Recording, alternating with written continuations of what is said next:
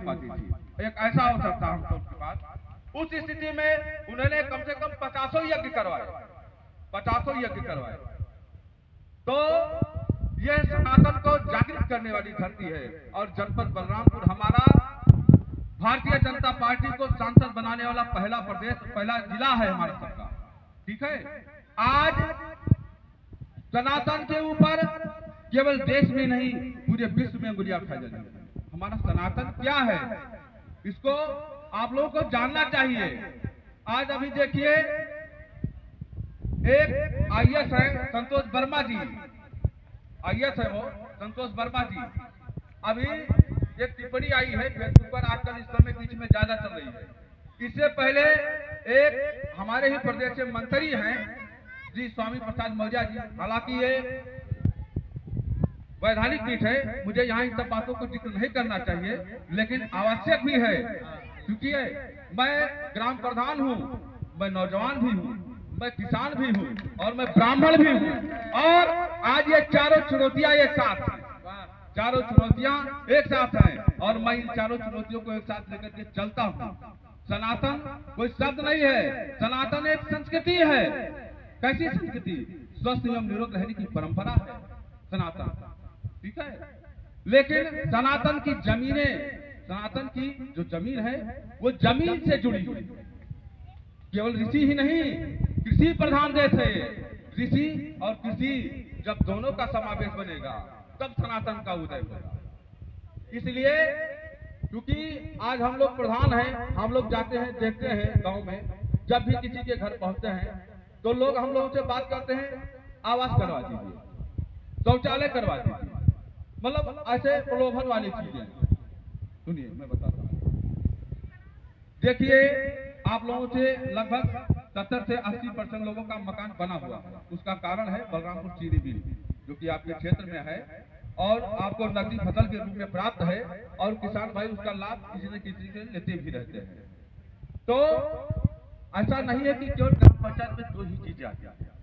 आप सभी महिलाओं के लिए हमारे प्रधानमंत्री ने जो विशाल काय अपना क्या कहते हैं भंडार खोला है, महिला स्वयं सहायता समूह का, करोड़ों करोड़ों की व्यवस्था इसमें आप लोगों के माध्यम से संचालित हो रही है। और हम लोग पूर्व में देखते थे कि परिवार के लोग खेती किसानी का काम करते थे, तो घर की जो महिलाएं थी अपने पुरुषों का हाथ बटाने के लिए परिवार के उत्तरदायित्व की पूर्ति वो करती थी किसी न किसी तरीके से। आज समय है, आप देखते हैं कि परिवार में 1 लोग कमाते हैं और 5 लोग बढ़ करके खाते हैं। बहुत कठिन समय है युवाओं के लिए। माता पिता के दवाई का भार भी उनके कंधों पर है और बच्चों की पढ़ाई का भार भी उनके कंधों पर है, और दोनों चीजों को लेकर के वो चल रहे हैं। आज के समय में जो सबसे ज्यादा कठिन समय है वो युवा वर्ग के लिए, युवा वर्ग के लिए। ठीक है, तो मैं एक युवा हूँ और एक युवा की बात सोचता हूँ, कठिनाइयाँ कहाँ है मैं उनको भी जानता हूँ और उसका निदान कहाँ है मैं उसको भी जानता हूँ। लेकिन अगर आप लोग अपने लालच को छोड़ करके एक बार मेरे साथ चकवा सोसाइटी पर मैं सेमिनार स्थापित करूंगा, जहां जनपद के सारे अधिकारी वो डीएम से लेकर के वीडियो तक बैठेंगे और इसी तरीके से जनपद से डीएम से लेकर के और सेक्रेटरी तक सभी एक साथ बैठेंगे। आपकी सारी समस्याओं का सारा निदान मैं एक पल में करूंगा, लेकिन उसके लिए आप लोगों को भी आने आगा हो।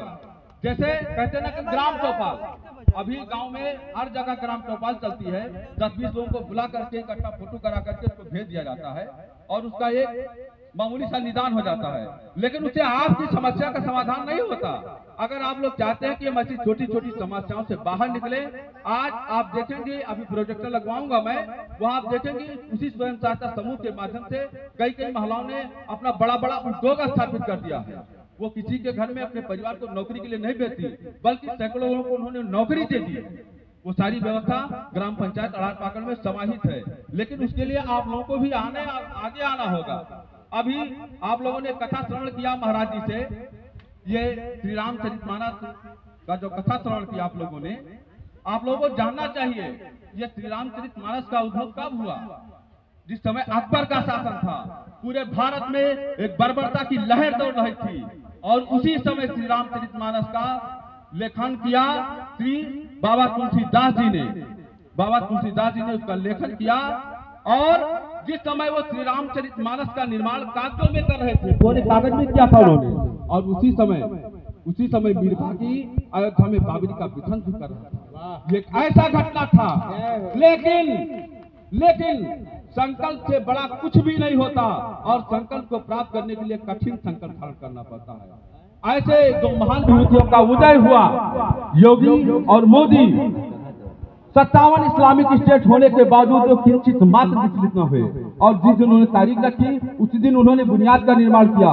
जिस दिन उन्होंने तारीख रखी उस दिन उसका उद्घाटन भी उन्होंने किया, और जिस तारीख रखी ध्वजारोहण भी हो गया।